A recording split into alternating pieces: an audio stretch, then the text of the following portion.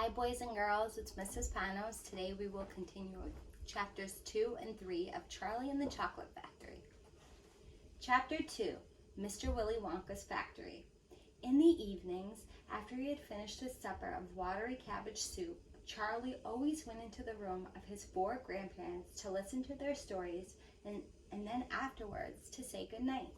Every one of these old people was over 90. They were as shriveled as prunes and as bony as skeletons, and throughout the day, until Charlie made his appearance, they lay huddled in their bed, 2 at either end, with nightcaps on to keep their heads warm, dozing the time away with nothing to do. But as soon as they heard the door opening and heard Charlie's voice saying, "Good evening, Grandpa Joe and Grandma Josephine, and Grandpa George and Grandpa Georgina," then all 4 of them would suddenly sit up and their old wrinkled faces would light up with smiles of pleasure. And the talking would begin, for they loved this little boy. He was the only bright thing in their lives, and his evening visits were something that they looked forward to all day long. Often, Charlie's mother and father would come in as well and stand by the door, listening to their stories that the old people told, and thus, for perhaps half an hour every night, this room would become a happy place, and the whole family would forget that it was hungry and poor. One evening, when Charlie went in to see his grandparents, he said to them, "Is it really true that Wonka's chocolate factory is the biggest in the world?" "True?" cried all 4 of them at once. "Of course it's true. Good heavens, didn't you know that? It's about 50 times as big as any other. And is it Mr. Willy Wonka really the cleverest chocolate maker in the world?" "My dear boy," said Grandpa Joe, raising himself up a little higher on his pillow, "Mr. Willy Wonka is the most amazing, the most fantastic, the most extraordinary chocolate maker this world has ever seen." "I thought everybody knew that." "I knew he was famous, Grandpa Joe, and I knew he was very clever." "Clever?" cried the old man. "He's more than that. He's a magician with chocolate. He can make anything he wants." "Isn't that a fact, my dears?" The other 3 old people nodded their heads slowly up and down and said, "Absolutely true, just as true as can be." And Grandpa Joe said, "You mean to say I've never told you about Mr. Willy Wonka and his factory?" "Never," answered little Charlie. "Good heavens above, I don't know what's the matter with me." "Will you tell me now, Grandpa Joe, please?" "I certainly will. Sit down beside me on the bed, my dear, and listen carefully." Grandpa Joe was the oldest of the 4 grandparents. He was 96 and a half, and that is just about as old as anybody can be. Like all extremely old people, he was delicate and weak, and throughout the day he spoke very little. But in the evenings, when Charlie, his beloved grandson, was in the room, he seemed in some marvelous way to grow quite young again.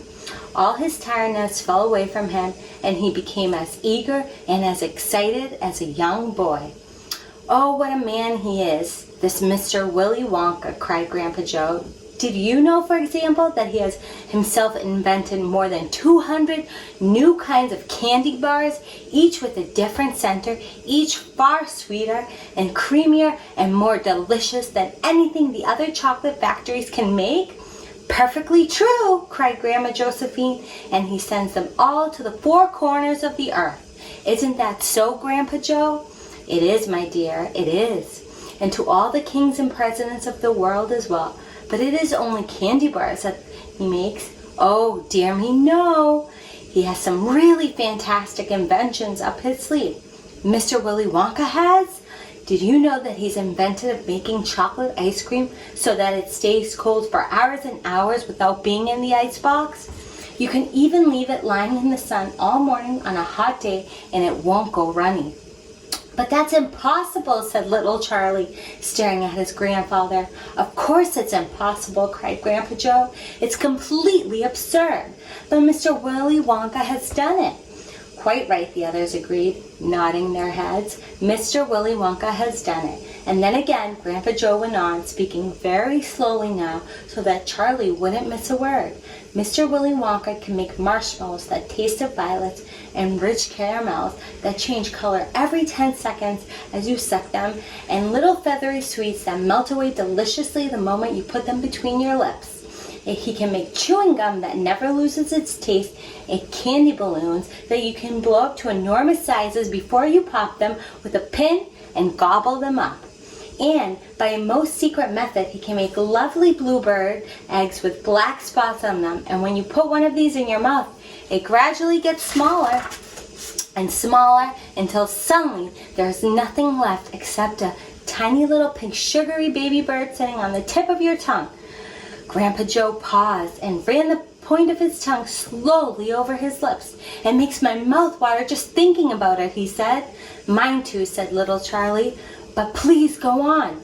While they were talking, Mr. and Mrs. Bucket, Charlie's mother and father, had come quietly into the room, and now both were standing just inside the door listening. Tell Charlie about the crazy Indian prince, said Grandma Josephine. He'd like to hear that. You mean Prince Pondicherry, said Grandpa Joe, and he began chuckling with laughter.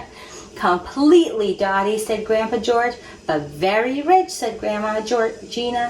What did he do? Asked Charlie eagerly. Listen, said Grandpa Joe, and I'll tell you. Chapter 3.